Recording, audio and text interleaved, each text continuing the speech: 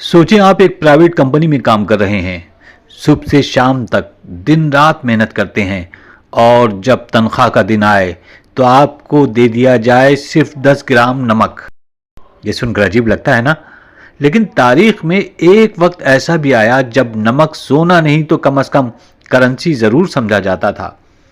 नमक से तनख्वाहें दी जाती थीं, सौदे किए जाते थे और अक्सर जंगें भी छिड़ जाती थीं। आखिर क्यों नमक को इतनी अहमियत दी जाती थी?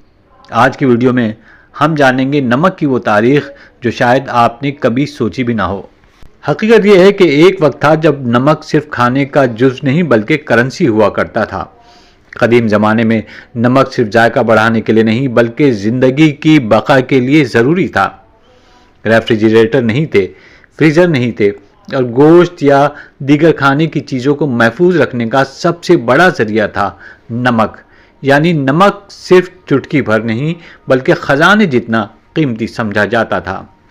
रोमन सल्तनत में फ़ौजी जवानों को तनख्वाह के तौर पर नमक दिया जाता था और यही वो नुक्ता है जहाँ से मशहूर अंग्रेज़ी लफ्ज़ सैलरी आया, जो असल में लातिनी लफ्ज़ सैलरियम से निकला है।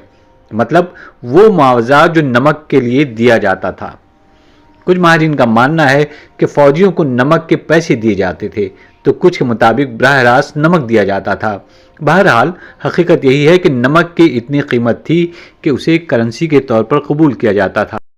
सिर्फ रोम ही नहीं, अफ्रीका के कुछ हिस्सों में भी नमक का लेन देन आम था।